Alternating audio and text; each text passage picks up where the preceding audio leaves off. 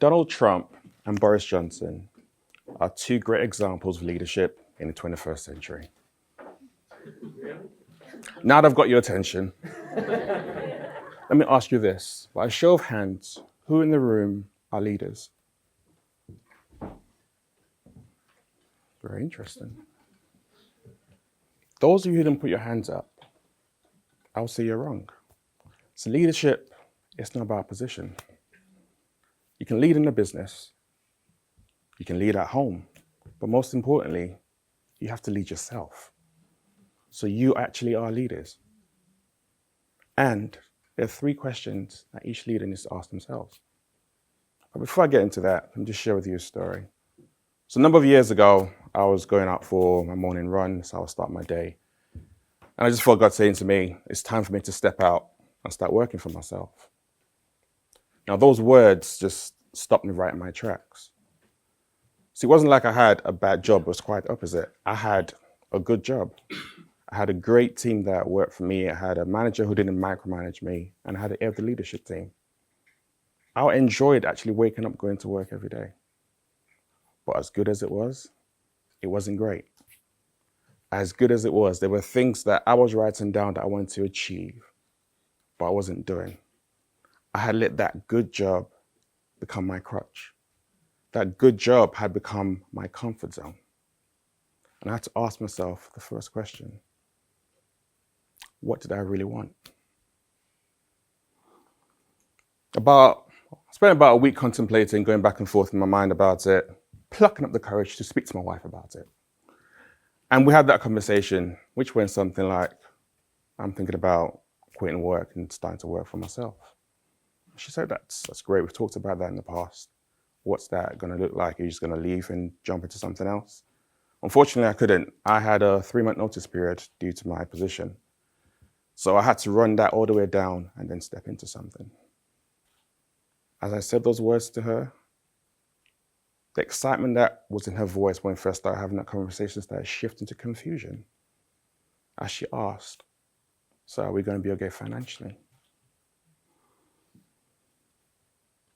I took a sigh of release and I said, honestly, I don't know. I'm just taking a step out in faith and believing that everything's going to work out. Now, confusion had turned into fear.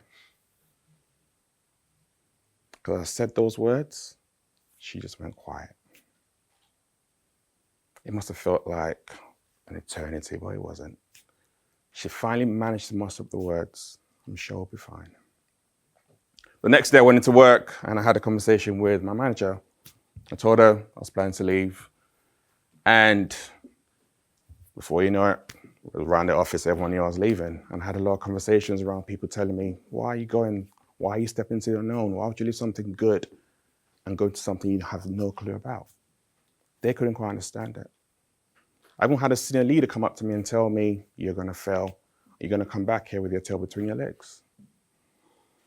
After those words of encouragement from him, I just had to just take a step back with the conversation I still had with my wife ringing in my ear and ask myself the second question: how badly did I really want this to happen?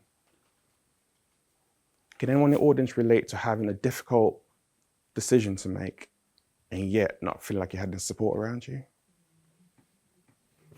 That's exactly how I felt. I had to ask myself, was I willing to see that fear that my wife had in her face become a reality? Was I willing for those words from that leader to become the truth and me go back there a total failure? The answer was yes. So I carried on. I reached out to a number of recruiters that I'd worked with over the years and I shared with them what my plans were. And I just wanted to get some feedback of how it was going to work. And they all told me different things. Some told me there was a recession coming. Some said that I'm going to have to start from the bottom. Some said I didn't have the skill set to be able to do it.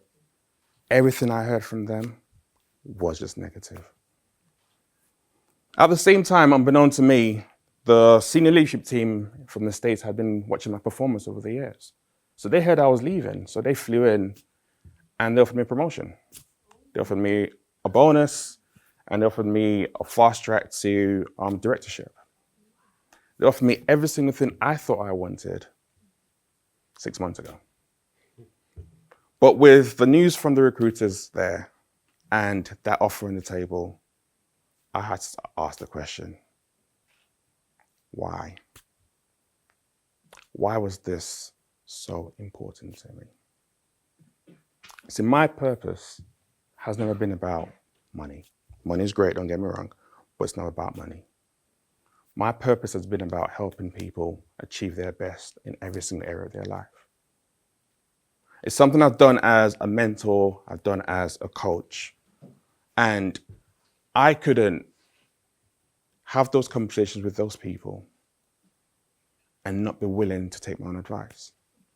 As a father, I couldn't encourage my kids to face their fears if I was willing to do that to myself. As a husband, as we led our house with my wife, how can I encourage her if I was scared to do that?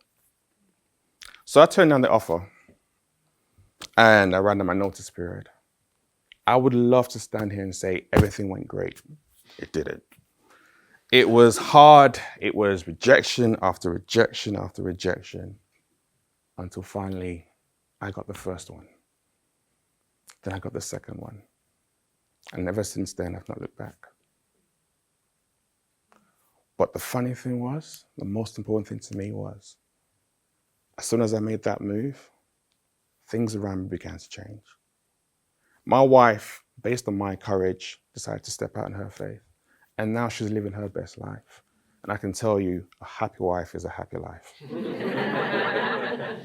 I've seen those around me do amazing things, step out into new relationships, new jobs, move countries, all on the back of a decision that I was scared to do, but I still stepped forward and I did it. So that's what happens when you walk in your purpose. So today, I want to challenge you with those 3 questions. What do you want? What do you want out of life in your business, in your personal life, in whatever area of your life? What do you really want? And how bad do you want it? It's very easy for us to say we want things in life and we can talk about it, but when it's put right in front of you, you have to make a choice. Are you willing to step forward or are you willing to stay back? And the most important one you have to ask yourself is why? Why do you want it?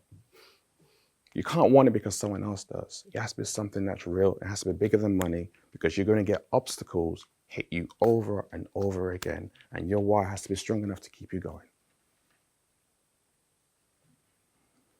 If you're struggling with those 3 questions, I'm going to ask you to do something today.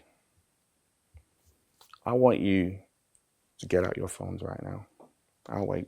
Just get out your phones.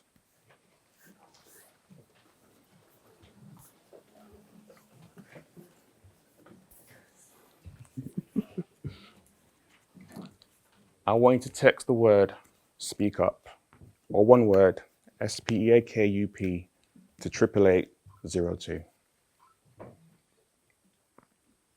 You get a link come back to you on your phone, and you get a free 30-minute conversation with me. That's all it is. And we'll just talk about 88802. We'll just have a free conversation. Pardon? Yeah, you get a message come back to you. Message SPEAKup. Yeah, just message SPEAKup. 88802, and just type the word SPEAKup. And just send that.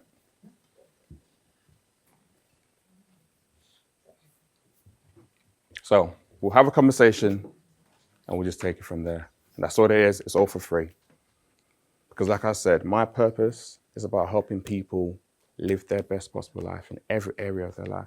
That's what I want. I want to leave you with this. When you ask the right questions, you awaken a new life inside of you. Thank you very much for listening to me.